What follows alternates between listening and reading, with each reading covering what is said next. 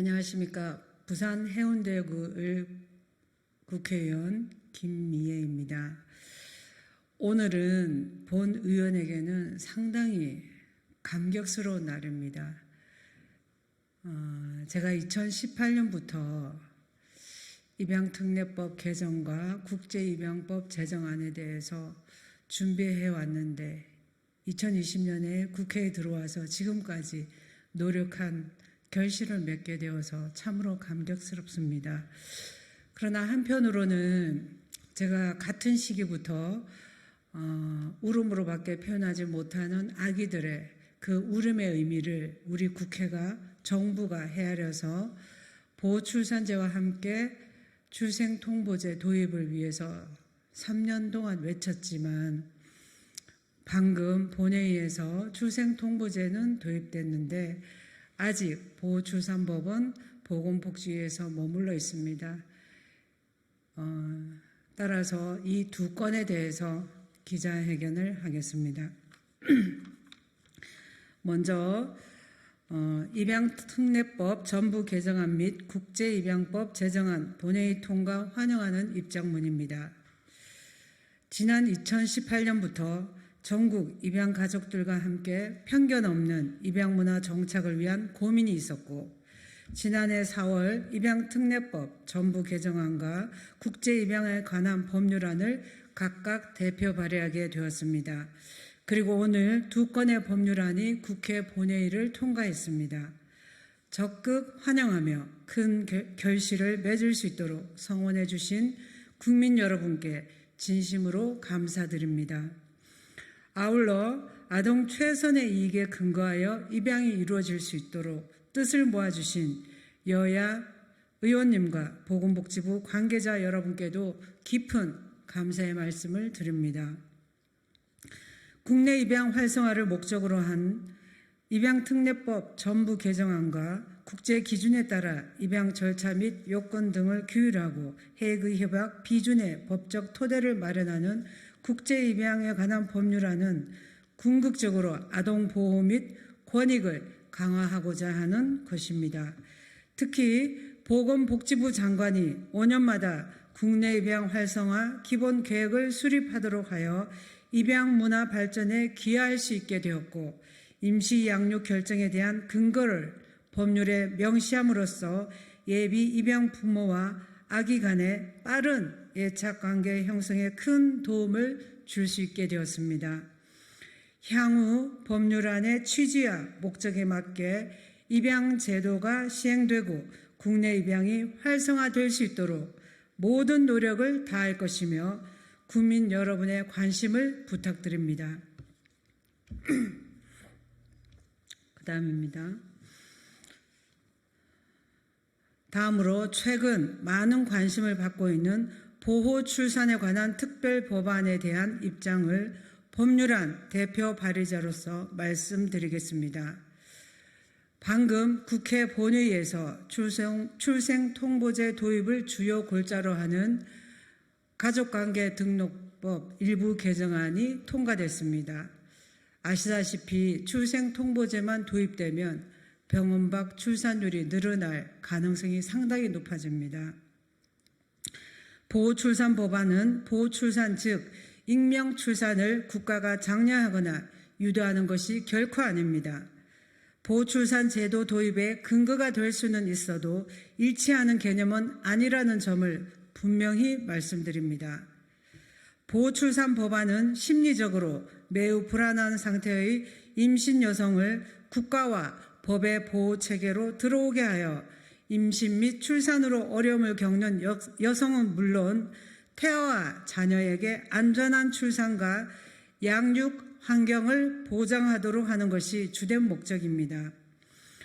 불안정한 상태의 산모를 안심시켜 안전하게 출산할 수 있도록 지원하고 충분한 상담을 통해 원가정 양육을 할 수 있도록 도움을 주는 것이 첫 번째 과제입니다. 정부가 제안한 대안 제6조 제3항에도 원가정 양육을 위한 복지, 의료 서비스 등에 관한 상담 및 정보 제공이 상담기관의 가장 우선되는 임무로 규정하고 있습니다. 이처럼 아동복리 최우선 원칙에 따라 친생부모의 직접 양육을 위한 충분한 지원을 하고 자유로운 의사결정에 따라 직접 양육, 합법적인 입양 등이 우선 고려될 수 있도록 할 것이며, 원한다면 산모와 아기가 함께 지낼 수 있는 한부모 가족복지시설, 사회복지시설 입소도 가능하도록 규정하고 있습니다. 그럼에도 불구하고 직접 양육이 도저히 불가능한 경우에 한해 보호출산 절차를 밟게 될 것이고, 이후 출산한 아기는 국가의 보호체계 아래 보호받게 될 것입니다. 여기에 출산 후라도 직접 양육을 요청한다면 보호 출산을 철회할 수 있는 장치도 마련해 두었습니다.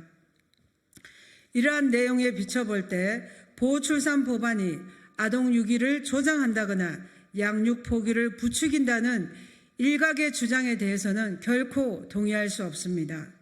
법안의 내용을 살펴보지 않고 반대를 위한 반대라는 생각을 지을 수 없습니다. 아동의 부모에 대한 알 권리를 침해한다는 지적도 있지만 생모 및 생부에 관한 다양한 정보 등을 아동권리보장원이 영구 보관하도록 규정하고 있습니다. 일각에서 주장하는 알 권리의 절대적 보장은 보호출산을 하지 말자는 것으로 제도를 무의미하게 만드는 것입니다.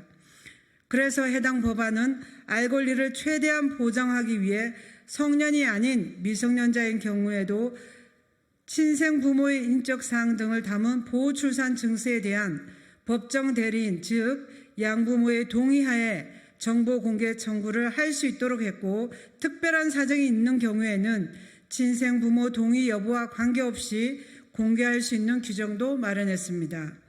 이는 현행 입양특례법과도 동일하다 할 것입니다. 오늘 본회의를 통과한 출생통보제가 단독으로 시행된다면 신원을 밝히고 싶지 않은 여성은 더 깊은 곳으로 숨고 은폐하는 등 병원 기피 현상은 더욱 심해질 것입니다. 그래서 전 정부는 물론 현 정부에서도 보호출산 법안과의 병행 도입을 정부 정책으로 발표했고 본 의원도 강하게 주장했지만 안타깝게도 지난 27일 보건복지위 법안 소위에서 여야는 합의에 이르지 못했습니다. 그것이 불러올 결과는 충분히 예상할 수 있습니다. 아이의 생명과 여성의 건강을 지킬 수 없게 될 것이며 지금껏 그래왔듯 이에 따른 사회적 비난은 여성의 몫이 될 것입니다. 그런데 왜 이 모든 것이 오롯이 여성의 몫이어야 합니까? 왜 여성의 책임으로만 남아야 합니까? 임신은 남녀 공동의 행위 결과입니다. 그래서 그 부담이 오롯이 여성에게만 남겨질 때 홀로 남은 여성은 불안하고 숨고 싶은 위기 임신 여성을 국가 보호체계 안에서 보호해 주자는 것이 바로 보호출산입니다. 조금 늦었지만 조속한 심사를 통해 보호출산 법안이 국회에서 처리되고 반드시 출생통보제와 함께 시행될 수 있도록 해야 합니다. 다행히 출생통보제는 공포 후 1년이 경과한 날부터 시행됩니다. 국민의힘과 정부는 물론이고 민주당 출신 보건복지위원회 신동근 위원장께서도 어제 복지전체회의에서 신속한 심사를 당부하셨습니다. 또한 법사위에서도 출생통보제를 의결할 때 두 제도가 함께 시행될 수 있도록 하는 것이 바람직하다는 여야 위원 전원의 일치된 의견이 있었고 법사위원장 명의로 출생통보제 시행 이전까지 보호출산제가 도입되어 두 제도가 함께 시행될 수 있도록 조치해달라는 정식 공문을 보건복지위원회로 발송하기도 했습니다. 사회적 약자를 끝없이 살피고 사각지대를 최소화할 책무가 있는 보건복지위원회가 이제는 화답해야 합니다. 울음으로 밖에 의사를 표현할 수 없는 아기의 생명을 살리고 극단적 불안 상태로 궁지에 내몰린 여성을 보호할 수 있도록 보호출산 입법을 서둘러야 할 것입니다. 다시 한번 보호출산 법안에 대해 심사가 하루빨리 이루어지고 신속히 본회의에서 의결될 수 있기를 바라며 국민의 생명과 건강을 지키는 데 동참해 주실 것을 간곡히 부탁드립니다. 감사합니다.